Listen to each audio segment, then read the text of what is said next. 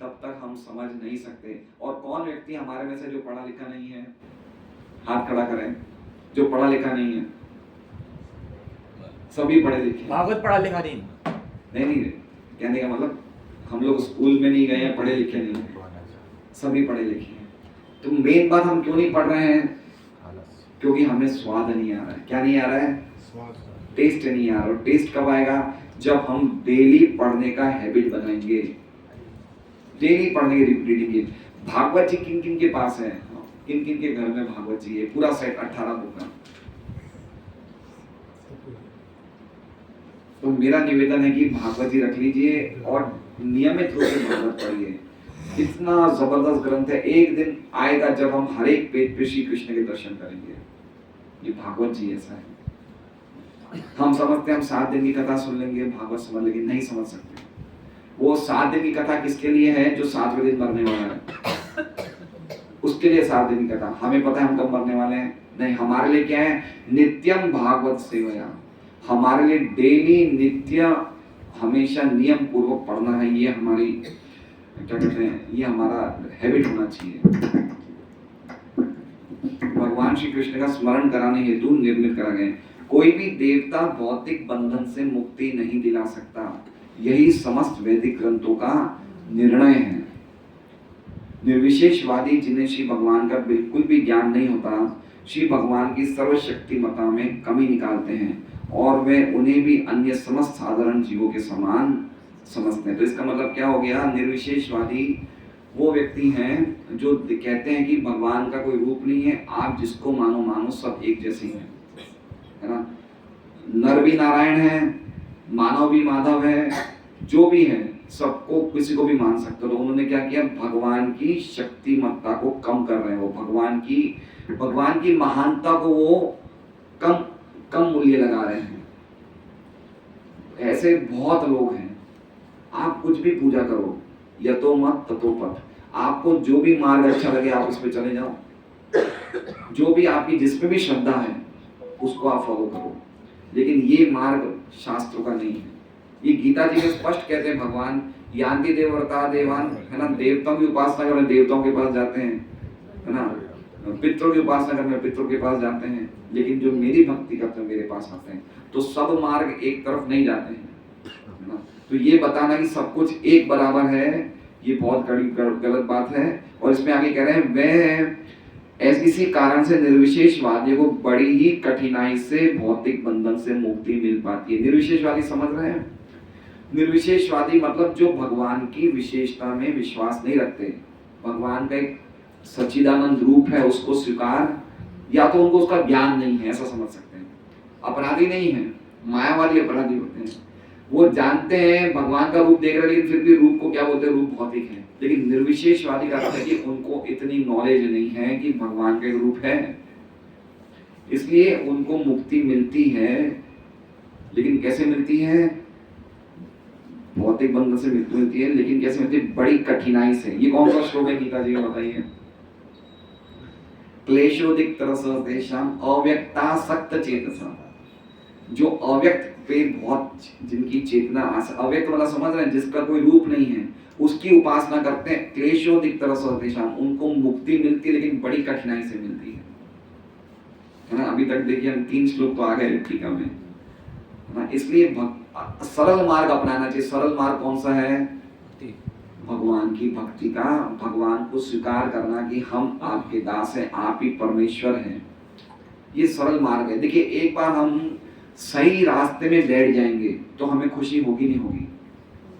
जैसे मान लीजिए अगर हमें दिल्ली जाना है और ट्रेन हमें दिल्ली की मिल गई, तो हम बैठ तो गए, है ना। अब हमें पता है कि भाई आज नहीं तो कल हम दिल्ली, हम लोग सुखी है ना कि हम दिल्ली पहुंच रहे हैं, हमारा डेस्टिनेशन पहुंच रहे हैं। तो सही मार्ग पे मिल जाना, पता चल जाना कि भक्ति के द्वारा हम बिल्कुल सही मार्ग पे पहुंच रहे। हो सकता है लेट पहुंचे, जल्दी पहुंचे, वो एक अलग बात है, लेकिन हम सही ट्रेन पे बैठ गए।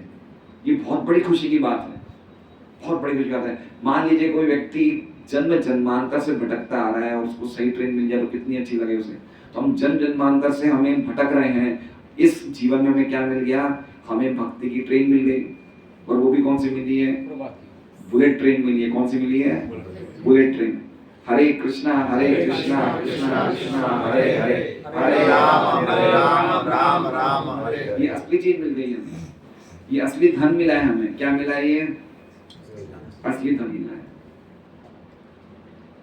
अगर हम रोज 16 माला करेंगे तो एक साल में कितना रुपया कमाएंगे? 1 करोड़ नाम। अगर हम एक साल में 16 माला करते तो कितने नाम होते हैं? 1 करोड़ नाम, है ना? 2 साल में 2 करोड़ नाम। तो असली कमाई क्या है? क्या है असली कमाई? ये तो कमाई है असली, है ना? बाकी पैसा कब तक रहेगा कमल कृष्ण प्रभु? तब तक भी जरूरी नहीं रहेगा, उसके पहले भी जा सकता है। सही बात है ना? हम नहीं समझ रहे हम किसके पीछे भाग रहे हैं। जैसे मान लीजिए कि कमल कृष्ण प्रभु और सपना माता जी 15 दिन के लिए लंदन यात्रा में गए। कहाँ गए? इंग्लैंड यात्रा में गए। और 15 दिन की यात्रा में गए तो ये क्लब में जाते थे जहाँ पे स्विमिंग अच्छी करते थे। क्या करते थे? स्विमिंग। तो इन्होंने क्या कहा कि मुझे क्लब का मेंबर बनना है। क्लब का मेंबर बनना इनकी समझदारी मूर्खता है। क्लब बहुत अच्छा है, स्विमिंग बहुत अच्छी होती है, लेकिन इनको क्लब का मेंबर बनना है, समझदारी मूर्खता है। क्यों मूर्खता है? अरे जब रहना ही 15 दिन तो क्यों मेंबर है भाई? रोज जाके करके आ जाओ। सही बात है। अरे जब हमें रहना ही यहाँ पे कुछ समय के लिए है और यहाँ पे हम अपने ख्याली पुलाव बना रहे हैं, मैं वो हूँ, मैं ये हूँ, मुझे इतना कमा। अरे भाई कुछ भी नहीं रहेगा साथ में, कुछ भी नहीं बचेगा, है ना? तो जो हम देखिए भक्ति में संघर्ष करने से चीजें मिलती है। भक्ति को छोड़ के जो संघर्ष करते हैं उससे चीजें खोते हैं, है ना? संघर्ष कर रहे हैं लेकिन असफल नहीं हो रहे हैं। समझ रहे बात को? भक्ति में हम संघर्ष करेंगे लेकिन असफल नहीं होंगे। भौतिक जगत में हम संघर्ष करेंगे तो संघर्ष भी हमारा बेकार गया और असफल भी हो गए, है ना? ये गीता जी में भगवान कहते हैं कि जिसने थोड़ी बहुत भी नेहा भी करना नाशुस्ती, थोड़ा बहुत भी भक्ति करता है तो बड़े से बड़े खतरे से बच सकता है, पुनर्जन्म से, हल्की योनि से बच सकता है। इसलिए हमें समझना चाहिए कि अल्टीमेटली भगवान की भक्ति की ट्रेन में बैठना चाहिए हमें। इससे बढ़कर सरल मार्ग कुछ नहीं है।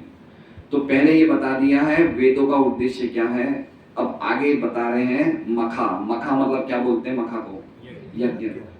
कोई ये तर्क कर सकता है कि वैदिक कर्म याज्ञिक अनुष्ठानों पर आधारित है, ये सच है, किंतु ऐसे सारे यज्ञ श्री वासुदेव के विषय में सत्य की अनुभूति के लिए ही होते हैं। श्री वासुदेव का एक नाम यज्ञ है और श्रीमद् भगवद गीता में स्पष्ट कहा गया है कि समस्त यज्ञ तथा कर्म यज्ञ या भगवान श्री विष्णु को प्रसन्न करने हेतु ही की जानी चाहिए। अब यज्ञ का अर्थ क्या होता है? यज्ञ का अर्थ वो कार्य जिससे भगवान संतुष्ट हो। यज्ञार्थात् कर्मण्यत्र लोकोयम कर्म बंधन। यज्ञ करने का पर्पस क्या होना चाहिए? श्री कृष्ण प्रसन्न हो। अभी हम भक्ति में क्या कर रहे हैं बताइए? हम यज्ञ कर रहे हैं, नाम यज्ञ कर रहे हैं, संकीर्तन यज्ञ कर रहे हैं, भागवत पढ़ रहे हैं, ये यज्ञ है।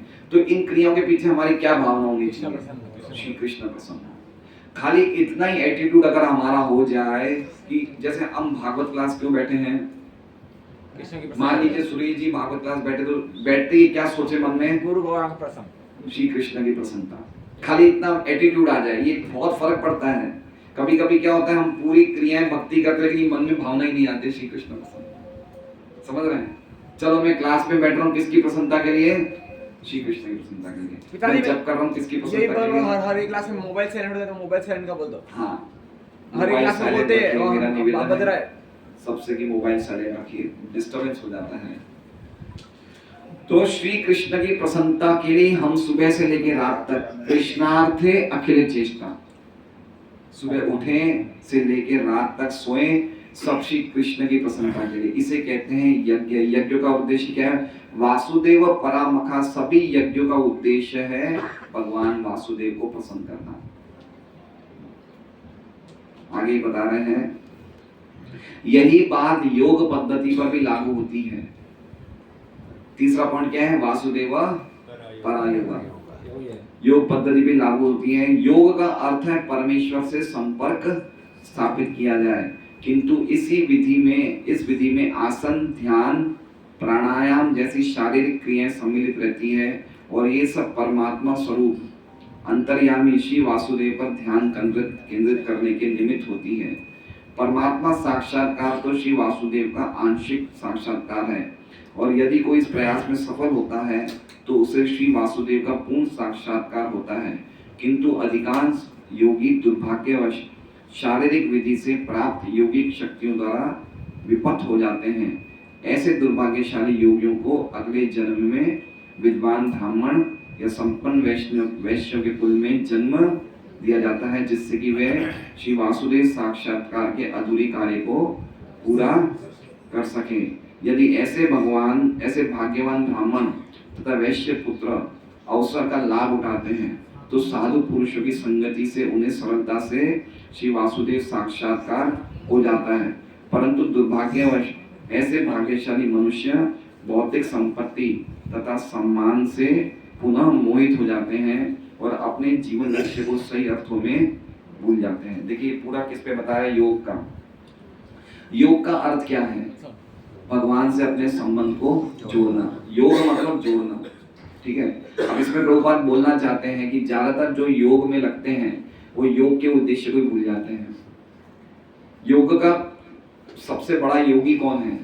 गीता जी के 6 अध्याय में बताया है कि जो भगवान की भक्ति करता है वो सबसे बड़ा योगी है। लेकिन होता क्या है, हमारा भक्ति योग की क्रिया समझ लीजिए या योग अष्टांग योग देख लीजिए, योग करने से कुछ सिद्धियां प्राप्त होती है। क्या प्राप्त होती है? सिद्धियां प्राप्त होती है, या फिर हमें क्या होता है, कुछ सफलताएं मिलने लग जाती है, या हमारी नाम पूजा लाभ प्रतिष्ठा में वृद्धि हो जाती है। तो उसमें हम लोग क्या हो जाते हैं, उससे हम लोग अटैच हो जाते हैं। तो असली जो हमारा गोल है उसको भूल जाते हैं, और इस प्रकार से हम योग के रास्ते पे असफल हो जाते हैं। समझ रहे हैं बात?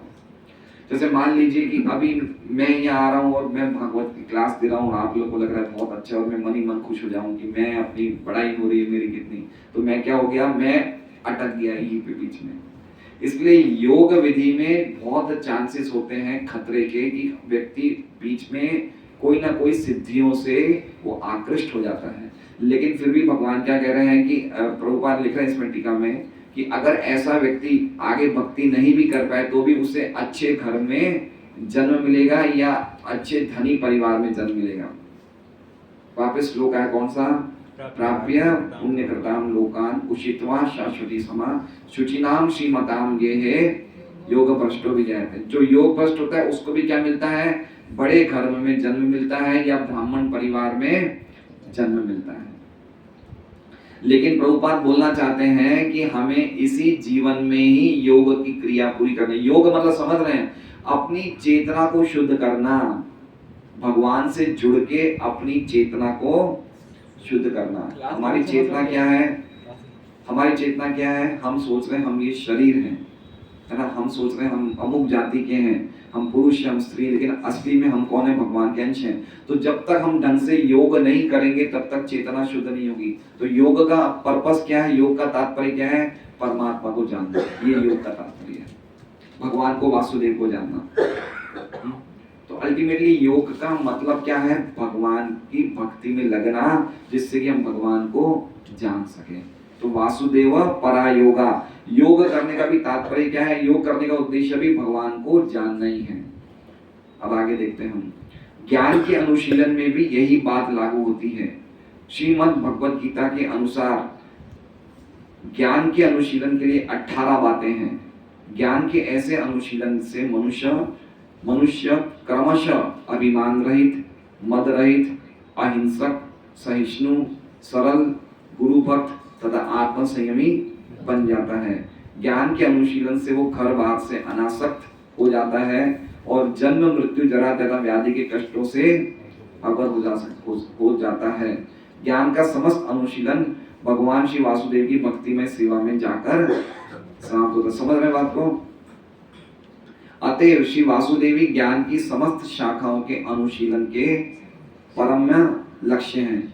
ज्ञान का जो अनुशीलन श्री वासुदेव के मिलने के दिव्य स्तर तक ऊपर उठा सके वही वास्तविक ज्ञान है। श्रीमद् भगवद गीता में भौतिक ज्ञान की विविध शाखाओं को अज्ञान की संज्ञा देकर तिरस्कृत किया गया है। भौतिक ज्ञान का अंतिम लक्ष्य इंद्रियों की तृप्ति करना है, जिसका अर्थ हुआ भौतिक जीवन को दीर्घ बनाना, और इस प्रकार तीनों तापों का जारी रहना। अतः इस भौतिक जगत में कष्टमय जीवन को दीर्घ बनाना ही अज्ञान है, किंतु यदि भौतिक ज्ञान आध्यात्मिक ज्ञान की दिशा में अग्रसर होता है तो कष्टमय भौतिक अस्तित्व को अंध करने में सहायक होता है और श्री वासुदेव के धरातल पर उसके आध्यात्मिक जीवन का शुभारंभ होता है। ये पूरा तात्पर्य, ये पूरा पैराग्राफ किस पे? ज्ञान पे। अब देखिए इसमें गीता जी के 5 श्लोकों का वर्णन है।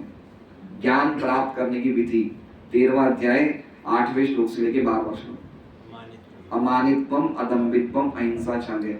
असली में ज्ञान क्या है? ये हमें क्या बनना है? मानस अभिमान रहित बनना है। क्या बनना है? असली ज्ञान ये है। जब तक हमारे में अभिमान रहित नहीं बनेंगे हमारे अंदर ज्ञान प्रवेश नहीं करेगा, चाहे हम कितनी भक्ति कर रहे हो चाहे, लेकिन जब तक हमारे मन में ये रहेगा, भक्ति शुरू ही होती है अभिमान रहित से, है ना। निर्माण मोहा जित संतोष, कितनी जगह भगवान कहते हैं अभिमान, आत्मा क्या कहते हैं, अमानित्वम, अदम्बित्वम।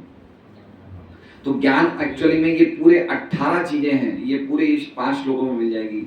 अब अमानित्वम, अदम्बित्वम, अहिंसा, शांतिर आर्जवम, आचार्योपासनम, शौचम, स्थैर्यम, आत्मविनिग्रह, इंद्रियार्थेषु वैराग्यम, अनहंकार एव च, जन्म मृत्यु जरा व्याधि दुख दोषानु दर्शनम, असक्तिर अनविश्वंग, पुत्रोद्धार क्रियादिषु नित्यं च समचित्तत्वम, इष्टानिष्टोपत्तिषु मयि चानन्य योगेन भक्तिर अव्यभिचारिणी, विविक्त देश सेवित्वम, अरतिर जन संसदि, अध्यात्म ज्ञान नित्यत्वम, तत्व ज्ञानार्थ दर्शनम, इति ज्ञानम ततो प्रोक्तम, अज्ञानम यदतो अन्यथा, है ना। ये 20 पॉइंट जबरदस्त है। अगर हमें ज्ञान प्राप्त करना है तो हमें स्कूल कॉलेज जाने की जरूरत नहीं है। अगर स्कूल कॉलेज चलेगा तो इससे उल्टी चीज मिलेगी, अज्ञानम यदतो अन्यथा। हम लोग क्या कर रहे हैं? देखिए बच्चों को कौन सी शिक्षा दे रहे हैं? अज्ञान की शिक्षा। स्कूल में, स्कूल क्या है? स्कूल की आधुनिक स्कूल की शिक्षा क्या है? अज्ञान की शिक्षा, क्योंकि ये 20 पॉइंट से बिल्कुल उल्टा सिखा रहे हैं। 20 पॉइंट से बिल्कुल उल्टी शिक्षा सिखाई जा रही है। और जब बच्चा अच्छे मार्क्स नहीं लाता तो हम क्या बोलते हैं, तू अज्ञानता में पीछे कैसे रह गया? किसमें पीछे रह गया? अज्ञानता में पीछे कैसे रह गया? फर्स्ट क्यों नहीं है अज्ञानता में? हम डांटते माँ बाप की, तेरे मार्क्स अच्छे क्यों नहीं है ना। अल्टीमेटली क्या है? ये पूरा अज्ञानता है। ये भगवान ने ज्ञान की चीजें बताई है। देखिए ये चीजें बताई जाती है बच्चों को, अभिमान रहित, मद रहित बताई जाती है। अहिंसक, सहिष्णु, सरल, गुरु भक्त, आत्म संयमी। अभी हम लोग, हमारे कोई बच्चे जीडी गोयंदा में पढ़ते हैं, तो छोटी सी वो हमारी पोती है 9 साल की, उनको बताया कि आप लोग रात को क्या करो, नाइट आउट का बड़ा सिस्टम चल रहा है। नाइट आउट बोलते हैं, नाइट हॉल्ट बोलते हैं, नाइट आउट सुना है मैंने तो। नाइट हॉल्ट, नाइट आउट एक ही बात है। तो बच्चे, लड़के लड़कियां बाहर सुलाया जाता है उनको स्कूल में, तो कितना अज्ञान है। अज्ञान ही तो पाप है। क्या सीखेंगे? आज 9 साल की बच्ची जा रही, तो वो तो आगे जाके जब बड़ी होगी तो घर में टिकेगी नहीं, रात को बाहर सहेलियों के साथ रहना है। कितना अज्ञान नहीं, हम तो पाप को बढ़ावा दे रहे हैं। और हमें बड़ा गर्व होता है कि हम अपने बच्चे को कहाँ भेज रहे हैं? बड़ी स्कूलों में भेज रहे हैं। क्या कर रहे हैं हम लोग? ये कितना सिंपल लिखा हुआ है। ये चीजें अगर हम बच्चों को सिखा दें तो उसका ज्ञान सही है ना। तत्व क्या है? जन्म मृत्यु जरा व्याधि दुख दोषानुदर्शनम। ये देखो इसमें कितने दोष हैं। ये किसको सिखाया जाता है? आत्म ज्ञान, आत्म संयमी बनना कहाँ सिखाया जाता है? इंद्रिय का निग्रह करना, इंद्रिय को कंट्रोल करना। कौन से कॉलेज में? हर कॉलेज स्कूल के बच्चे आजकल 40-50% तो नशा करते हैं। बाहर कोई रेस्टोरेंट में बैठता है, बाहर होटल में बैठता है, तो ये तो सिखाया नहीं जा रहा है। लेकिन फिर भी प्रभुपाद आगे टीका में कहते हैं, मान लो अगर कोई व्यक्ति ऐसे ज्ञान में भी आगे बढ़ जाता है लेकिन अल्टीमेटली बाद में भक्ति में आ जाए और उस ज्ञान को भक्ति में सदुपयोग करे, वो भी अच्छा है। मान लो कोई डॉक्टर बन गया, MBA बन गया, CA बन गया, लेकिन अल्टीमेटली वो भक्ति में आ जाएगा ना, तो उसकी जो भौतिक शिक्षा है वो भी भक्ति में उसको हेल्प करेगी।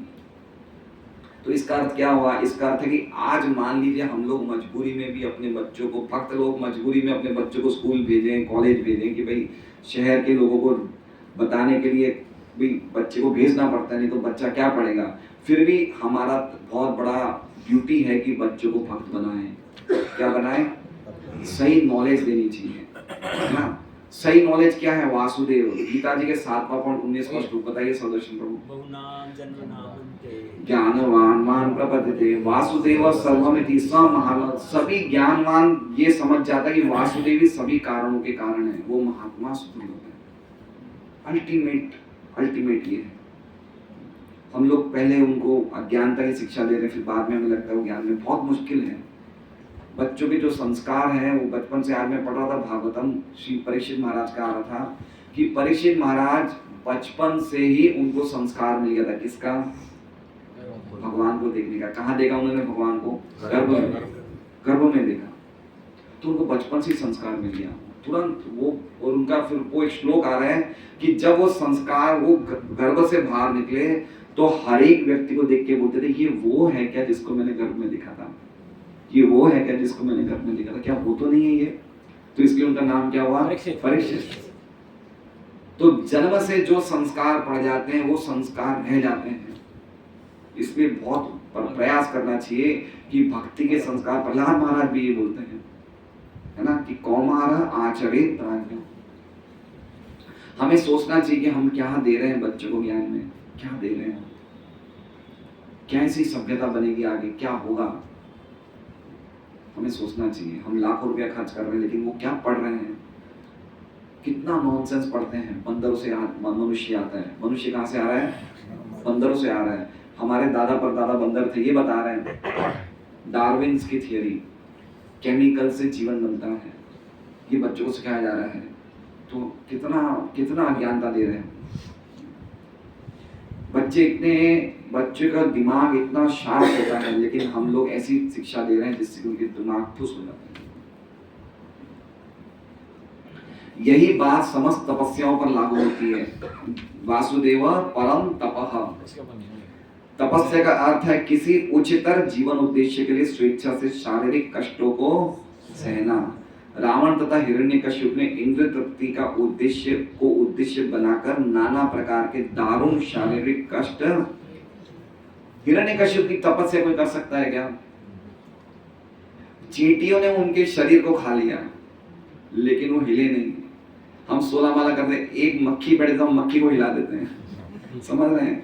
हिरण्यकश्यप की तपस्या देखिए कितनी जबरदस्त तपस्या थी, लेकिन ऐसी तपस्या नहीं करनी। तपस्या करनी है जिससे वासुदेव मिल जाए, वो तपस्या करनी है ना। बहुत सुंदर श्लोक है। आराधितो यदि हरिस तपसा तथा किम, नाराधितो यदि हरिस तपसा तथा किम, अंतर बहिर यदि हरिस तपसा तथा किम, नांतर यदि बहिर हरिस तपसा तथा किम। बहुत सुंदर श्लोक है कि आप हरि की आराधना करो फिर तपस्या करने का क्या फायदा, और अगर आप हरि की आराधना नहीं कर रहे हो तो फिर तपस्या करने से क्या फायदा। और आपके अंदर हरि को देख रहे हो, बाहर हरि को देख रहे हो, तपस्या करने से क्या फायदा। और अगर आपने अंदर भी हरि को नहीं देखा, बाहर भी हरि को नहीं देखा, तपस्या करने से क्या फायदा। समझ रहे हैं? तो हमें अपने मन से तपस्याओं को नहीं बनाना। क्या तपस्या? जो हमें बता दिया कि इतनी तपस्या कर लीजिए। क्या करना है? हरे कृष्णा कृष्णा कृष्णा हरे हरे, हरे राम राम राम। सुबह उठ जाए, मंगल आरती चले जाए, हैं 16 माला कर लें, भागवत क्लास में आ जाए, इतनी तपस्या कर ले बस, बहुत है ना। देखिए बाप और बेटे ने किसने ज्यादा तपस्या करी? बाप कौन थे? हिरण्यकश्यप। क्या तपस्या करी, लेकिन अंत में उनका सर्वनाश हो गया। बेटा कौन था? क्या तपस्या करी? खाली माँ के गर्भ में नारद जी की कथा सुनी। कहाँ थे प्रहलाद जी? ना तो नारद जी को देखा, ना ही नारद जी के पैर छुए, खाली सुना। सबसे बड़ी तपस्या क्या? श्रवण तो कर ले अच्छी तरह। श्रवण करने से बढ़कर क्या तपस्या? अगर हम श्रवण ही कर ले, जो हमने सुना वो ढंग से सुन ले, बहुत बड़ी तपस्या है। इससे बढ़कर तपस्या नहीं है कोई, कि अगर हम ढंग से सुन ले और ढंग से सुनने के बाद कुछ चीज हम दूसरों को समझा सके, बहुत बड़ी तपस्या है। कलयुग में और तपस्या करने इतना है नहीं, हमारे में कोई क्वालिटी नहीं है, लेकिन एटलीस्ट इतनी तपस्या कर लें, 4 नियमों का पालन कर लें। आज से नियम ले ले कि भाई हम बाहर होटल का, शादी का, ब्याह का नहीं खाएंगे, ये तपस्या है। कृष्ण प्रसाद देंगे तो ही लेंगे हम, बहुत बड़ी तपस्या है। इतना कर सकते हैं हम, इतना भी नहीं कर सकते। है ना, बाहर नहीं खाना है, 16 माला नियम करना है, यही तपस्या कर लें तो इसी तपस्या से हम भगवान के धाम जा सकते हैं। और विशेष तपस्या करने का तात्पर्य नहीं है, बहुत सुंदर श्लोक है, ऋषभ भगवान अपने बेटों कह रहे हैं, तपो दिव्यन दिव्य तपस्या करनी चाहिए, कठोर तपस्या करनी नहीं चाहिए। जितनी कठोर तपस्या करेंगे हार्ट क्या हो जाएगा, कठोर हो जाएगा। दिव्य तपस्या, दिव्य मतलब भगवान की भक्ति में सेवा करना, ये दिव्य तपस्या है। मन लगता है क्या भगवान के नाम में, मन लगता है? गीता जी में भगवान ने क्या कहा कि अपना मन किस में लगाओ, चैतन्य महाप्रभु ने कहा क्या कहा, मन मत लगाओ, खाली जीभ लगाओ। तो कौन सा सरल है? मन लगाना सरल है, जीभ लगाना सरल है। जीभ तो लगा दो, मन नहीं लगे कोई बात नहीं, जीभ से तो हरे कृष्णा कृष्णा कृष्णा हरे राम राम राम, इससे बढ़कर क्या सरल होगा बोलिए। चैतन्य महाप्रभु ने कृष्ण के संदेश को और सिंप्लीफाई कर दिया, मन मत लगाओ लेकिन जीभ तो लगा दो, है ना। इसलिए तपस्या करनी चाहिए, किसी से विनम्रता से बोल लो। अरे हमें कितना गुस्सा आता है, गुस्सा तो ऐसा आता है कि हम पूरी धरती को जला देंगे, ऐसा गुस्सा आता है ना। परम पूज्य राधानाथ महाराज बड़े इनका ये क्वालिटी है, कभी गुस्सा होते ही नहीं, कोई गुस्से की बात भी होती है ना, बड़ी सरलता से बोलते हैं। उनको देखेंगे, उनको देखते ही लगता है कि भाई कितने ये बिल्कुल जिसे कहते हैं ये प्रेम की मूर्ति लगता है, इतना उनके हृदय में भाव है, सरलता का भाव है। तो हमें किसी को डांटना हो ना, तो डांटने में भी हमारे एक काइंडनेस झलकनी चाहिए ना, हमें लगना चाहिए, ऐसा हृदय कठोर नहीं होना चाहिए। तो ये तपस्या है, वाणी को गलत मत बोलो, वाणी का दुरुपयोग मत करो, ये सब तपस्या है। तो ये बहुत इंपॉर्टेंट बात है। कभी कभी आधुनिक राजनेता भी अपना राजनीतिक काम साधने हेतु कठिन तपस्याएं करते हैं, ये वास्तव में तपस्या नहीं है। मनुष्य को चाहिए, समझ रहे हैं, मतलब कोई पॉलिटिशियन बोले कि मैं अभी पानी नहीं पीऊंगा, गांधी जी ने ऐसा कहा, वो सब तपस्या सही नहीं मानी, वो तमोगुणी तपस्या है। अपने उद्देश्य को सिद्ध करने के लिए कोई तपस्या, भौतिक उद्देश्य सिद्ध करने की तपस्या, वो अच्छी तपस्या नहीं, तमोगुणी तपस्या है। जैसे हमारे बच्चे जैसे कभी थे कि भाई अगर मुझे काइनेटिक होंडा नहीं मिलेगी तो मैं एक दिन कुछ खाऊंगा पीऊंगा नहीं हमारे सिस्टर ने बोला था, आज से 1989 में कितने साल हो गए, 27 साल हो गए, बोले पापा मुझे काइनेटिक होंडा नहीं लाएंगे तो आज से मैं कुछ खाऊंगी नहीं 37 साल हो गए, एक काइनेटिक होंडा दिलाएंगे 12,500 की थी। तो होता है ऐसा है कि भाई मैं कुछ खाऊंगा, ये तपस्या नहीं है ना, ये सब तपस्या नहीं माना जाता। तपस्या मतलब थोड़ा एटलीस्ट हम ये कर सकते हैं, रात को सोने के टाइम पे ये नियम ले लें कि हम रोज जो सुबह 16 माला करें ना, वो अच्छी तरह से करें, ये तपस्या है। प्लानिंग कर लें, किसकी प्लानिंग करें, जप की, और अगर हो सके तो जप इतना अच्छी तरह करें, बहुत बड़ी तपस्या है। ब्रह्ममुहूर्त में हम भक्ति में प्रगति क्यों नहीं कर पा रहे कि जप के लिए हम प्लानिंग नहीं करते। हम जप के लिए प्लान, बाकी सब चीज के लिए प्लानिंग करते हैं, लेकिन जप के लिए प्लानिंग खाली रात को सोने के टाइम पे कि मैं इतनी बजे उठूंगा कि 2 घंटा मैं सीधा कृष्ण को दूंगा और किसी को नहीं दूंगा। बहुत साल पहले की बात है, सन 2005-6 की बात है, मेरा नई दीक्षा हुई थी, मेरा नाम में मन नहीं लगता था। तो अब हम लोगों को इतनी बुद्धि नहीं थी, हमने सीधा गुरु महाराज को ईमेल डाल दिया कि महाराज नाम में मन नहीं लगता। महाराज ने बोला एक ही बात, बोले एक ही टाइम पे 16 माला खत्म कर दो। क्या बोले, एक ही स्लॉट में, ऐसा नहीं कि आपने 8 अभी करी, 8 बाद में करी, 4 अभी करी, 12 बाद में, ऐसा मत करो, एक ही बार में पूरी 16 कर दो तो बहुत अच्छा मन लगेगा। और उसके बाद से मैं प्रयास करता हूँ मेरा पूरी 16 माला में एक ही साइड में कर सकता हूँ। तो अगर ये हम कर लें तो हमारी बहुत बड़ी तपस्या है, और आपको एक टाइम ऐसा आएगा कि आपको पता नहीं चलेगा 16 माला कब हो गई। बहुत अच्छी क्वालिटी, और हम खुद नोटिस करेंगे, जैसे मान लीजिए अभी मैंने 8 माला करी, अब जब मैं 9 बजे बाद 8 माला करूंगा तो बहुत भारी लगता है, बहुत वजन लगता है आपको ऐसा लगता है ना। इसलिए जरूरत है कि भाई अगर माताएं नहीं कर सके तो माताओं के लिए 2 रास्ते हैं, रसोई के काम होता है सुबह सुबह, भाई जितनी ज्यादा माला सुबह सुबह हो जाए उतनी अच्छा है, बाकी थोड़ी रह जाए 4-5 तो एक अलग बात है। और अगर वो वास्तव में गंभीर है तो पहले ही कर लें, रसोई का काम शुरू होने से पहले ही 16 माला कर लें। बहुत बड़ी तपस्या है ना, ये छोटी छोटी तपस्या प्रभुपाद कह रहे हैं इतना तो कर ले हम। हमें भारी तपस्याएं चाहिए, हमें निर्जला में कुछ जल ही नहीं पीना है, अरे भाई जल पी के माला कर लो, क्यों इतना कठोर तपस्या कर? होते हैं कोई लोग इतने वो होते हैं कि भाई हमें कुछ जल, अरे भाई जल पी के कुछ जप कर लो, रीडिंग कर लो। अगर हमारी भक्ति में सुविधा हो रही है तो हमें वो तपस्या करनी चाहिए जो हमारी भक्ति में हमें सुविधा दे, उस हिसाब से। ज्यादा ऐसी तपस्या नहीं करें जिससे कि हम भक्ति नहीं कर पाए।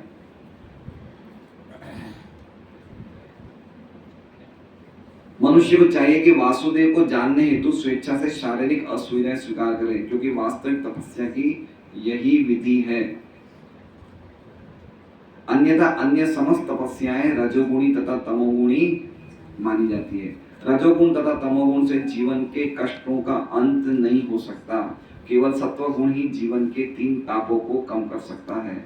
भगवान श्री कृष्ण के माता पिता के रूप में प्रख्यात वसुदेव तथा देवकी ने श्री भगवान वासुदेव को पुत्र रूप में प्राप्त करने हेतु तपस्या की थी। कितने साल की? 12,000 साल। क्या मिले?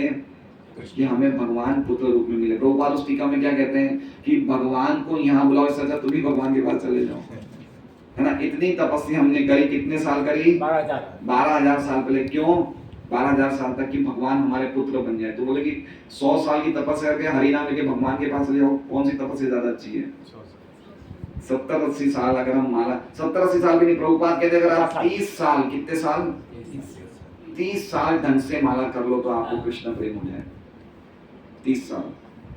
और मान लो हमने नहीं की 30 साल, लेकिन जितना भी किया है वो तो अल्टीमेटली हमारा सब कुछ हमारे पास ही रहेगा, वो जाएगा थोड़ी हो। अल्टीमेटली हमें समझना चाहिए कि हमारी प्रैक्टिस क्या होनी चाहिए? अंत काले च मामेव, कि अंत समय में श्री कृष्ण नाम हमारे मुख पे होना चाहिए, ये हमारी प्रैक्टिस होनी चाहिए। श्री भगवान श्री कृष्ण समस्त जीवों के जनक है। भगवत गीता 14.4। अतः वे समस्त जीवों में आदि पुरुष हैं, वे ही समस्त भोक्ताओं में आदि सनातन भोक्ता हैं। अतः कोई उन्हें उत्पन्न करने वाला पिता नहीं हो सकता, जैसा कि अज्ञानी मनुष्य सोचते हैं। वसुदेव तथा देवकी की घोर तपस्या से प्रसन्न होकर भगवान श्री कृष्ण ने उनका पुत्र बनना स्वीकार किया। अतः यदि कोई तपस्या करनी है तो ज्ञान की पराकाष्ठा श्री भगवान को लक्ष्य बनाकर ही की जानी चाहिए। समझ रहे बात को? भगवान को हम दर्शन भी कर रहे हैं तो भगवान को दर्शन करते हुए हमारा मन लगना चाहिए कि भाई हम दर्शन कर रहे हैं। मन लगेगी, शायद हमारा नहीं लगे तो थोड़ा और खड़े हो जाइए। यही तपस्या है ना। तपस्या मतलब क्या है कि मन नहीं लग रहा, स्वेच्छा से मन को लगाओ। कुछ ऐसी स्वेच्छा से तकलीफों को स्वीकार करो जिससे कि मन लग जाए। और एक बात समझिए, भक्ति में संघर्ष कुछ समय तक ही है, उसके बाद तो हमारी ट्रेन दौड़ेगी। उसके बाद क्या होगी? ट्रेन दौड़ेगी। भुसावल तक ही सिंगल लाइन है, भुसावल के बाद ट्रेन दौड़ती है। समझ रहे हैं? अनर्थ निवृत्ति वाली स्टेज है ना, तब तक बड़ा कष्ट आएगा, लेकिन अनर्थ निवृत्ति की स्टेज पार करेगी ना तो हमारी प्रगति बहुत तेज होगी। अनर्थ निवृत्ति है ना, श्रद्धा, साधु संग, भजन क्रिया, अनर्थ निवृत्ति। तो अनर्थ निवृत्ति में हमारे अनर्थों की निवृत्ति नहीं होती ना, तो संघर्ष करना पड़ता है। इसलिए इतने बात के बाद, संघर्ष के बाद भक्ति में हमारे बड़ा रस आएगा, बड़ा अच्छा लगेगा। तो हमारा ज्ञान का भी हो गया। आगे बता रहे हैं श्री वासुदेव आदि, ये वासुदेव परम धर्म में बता रहे हैं। श्री वासुदेव आदि भगवान श्री कृष्ण हैं, जैसा कि पूर्व में कहा जा चुका है। आदि भगवान असंख्य रूपों में अपना विस्तार करते हैं। रूपों का ऐसा विस्तार उनकी विविध शक्तियों द्वारा संभव हो पाता है। उनकी शक्तियां भी अनेकानेक हैं।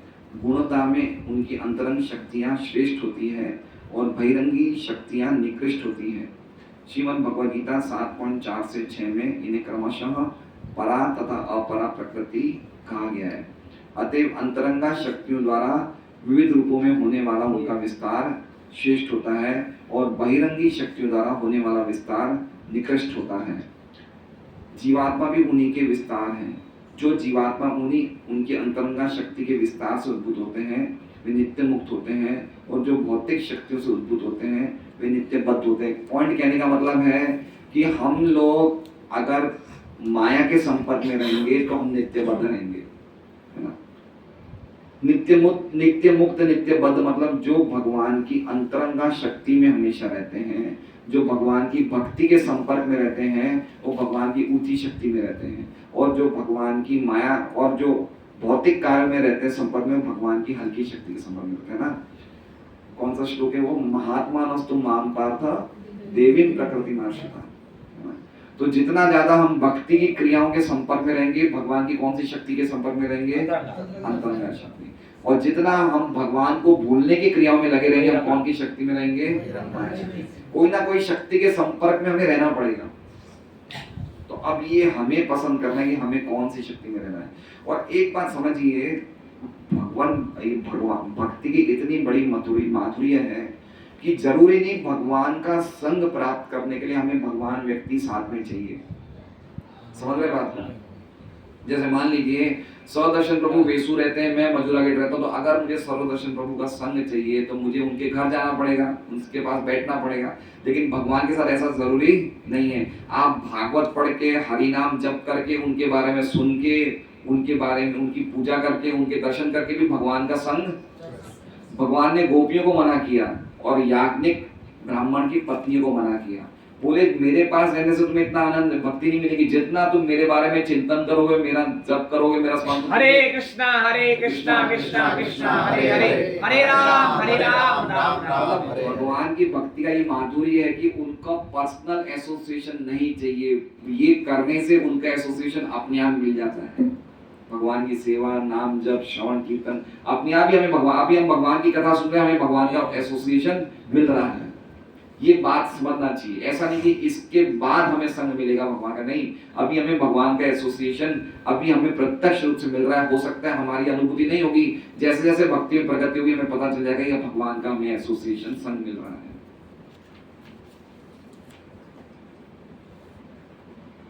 अतः ज्ञान, तप, त्याग तथा कर्म का समस्त अनुशीलन हम पर पड़ने वाले प्रभावों को परिवर्तित करने हेतु किया जाना चाहिए। इस समय हम सभी श्री भगवान की बहिरंगी शक्ति के द्वारा नियंत्रित हो रहे हैं। अतएव इसके प्रभाव को परिवर्तित करने हेतु हमें आध्यात्मिक शक्ति का अनुशीलन करना चाहिए। मतलब कहने का मतलब कि अभी हम भगवान को भूले हुए, इसने बहिरंगा शक्ति ने पकड़ा हुआ है। जैसे हम भगवान को स्मरण करेंगे तो आध्यात्मिक शक्ति में आ जाएंगे, है ना। शक्तियों का प्रभाव हमें ट्रांसफर करना है बस। मन नहीं लगने की बात ही नहीं है, मन नहीं लगे तो भी ट्रांसफर करना है। तो धीरे धीरे मन, हम एक्चुअली में बहुत हमारे मन में गलत फहमी कि मन नहीं लगता, हमारा मन लगेगा नहीं, ऐसे नहीं लगता है मन, टाइम लगता है उसमें हर चीज में। लेकिन जब हम इस सिस्टम को फॉलो करेंगे तो धीरे धीरे मन लग जाएगा। श्रीमद् भगवद गीता में कहा गया कि जो महात्मा हैं या जिनके हृदय इतने विशाल हो चुके हैं कि भगवान श्री कृष्ण की सेवा में निरत रहते हैं, वे अंतरंगी शक्ति के वश में रहते हैं। और इसका फल ये होता है कि विशाल हृदय वाले मनुष्य बिना विचलित हुए श्री भगवान की सेवा में लगे ही रहते हैं। यही जीवन का लक्ष्य होना चाहिए और यही समस्त वैदिक साहित्य का निर्णय। जीवन का लक्ष्य होना चाहिए मतलब वासुदेव परागति, गति मतलब डेस्टिनेशन, जीवन का लक्ष्य है। तो जीवन का परम लक्ष्य क्या है? भगवान वासुदेव। किसी को सकाम कर्म या दिव्य ज्ञान के विषय में शुष्क चिंतन करने की जरूरत नहीं है। हर एक व्यक्ति को तुरंत श्री भगवान की दिव्य प्रेममय सेवा में लग जाना चाहिए। मनुष्य को उन विभिन्न देवताओं की पूजा भी नहीं करनी चाहिए जो सृष्टि की उत्पत्ति, पालन तथा संहार का कार्य करने वाले भगवान के हाथ के तरह हैं। ऐसे असंख्य शक्तिशाली देवता हैं जो भौतिक जगत की बाह्य व्यवस्था की देखरेख करते हैं। वे सब भगवान श्री वासुदेव के सहायकों के समान हैं। यहाँ तक कि ब्रह्मा तथा शिव की गणना भी देवताओं में ही होती है ना। स्पष्ट लिख दिया। कितनी जगह हम भागवत पढ़ेंगे, गीता पढ़ेंगे, बार बार ये चीजें बताई जाएगी। किंतु भगवान श्री विष्णु या श्री वासुदेव तो सदा दिव्य पद पर आसीन रहते हैं। यद्यपि वे भौतिक जगत के सत्व गुण को स्वीकार करते हैं, किंतु फिर भी वे समस्त भौतिक गुणों से परे हैं, है ना। वो सत्व तनु है, सत्व गुण को कंट्रोल कर रहे, लेकिन फिर भी वो सत्व से, ये भौतिक जगत के सत्व गुण से परे हैं। वो शुद्ध सत्व में स्थित है। अभी देखिए बहुत सुंदर उदाहरण दे रहे हैं प्रभुपाद। इस उदाहरण समझने जैसा है। निम्नलिखित उदाहरण से इस बात और स्पष्ट हो जाएगी। एक जेल में बंदी होते हैं। जेल में क्या होते हैं? बंदी होते हैं। और प्रबंधक भी होते हैं, किंतु बंदी तथा प्रबंधक दोनों राजा के नियमों से बंधे होते हैं। बंदी कौन है? हमें। प्रबंधक कौन है? देवता। एक बंदी है, एक प्रबंधक है। बंदी हम लोग हैं, प्रबंधक देवता है। दोनों कहाँ हैं? जेल, दोनों जेल में। तो हमें किससे सुविधाएं मिल रही है? प्रबंधकों से। ठीक है, आगे क्या कह रहे हैं? किंतु राजा के, ये दोनों राजा के नहीं है। राजा कौन हुए? भगवान। भगवान के नियमों से दोनों बंदे में, बंदी भी, हम भी, जीवात्मा भी और देवता भी। लेकिन यदि कभी कभार राजा जेल में जाता है तो जेल के नियमों से बंधा नहीं। राजा जेल में जाने का मतलब क्या हुआ? जब भगवान अवतार लेते हैं, भौतिक जगत क्या हो गया? जेल। बंदी कौन हो गए? हम। प्रबंधक कौन हो गए? देवता। राजा कौन हो गए? भगवान। जब जेल में है तो मतलब क्या हो गया? वो अवतरण ले रहे हैं। क्या ले रहे हैं?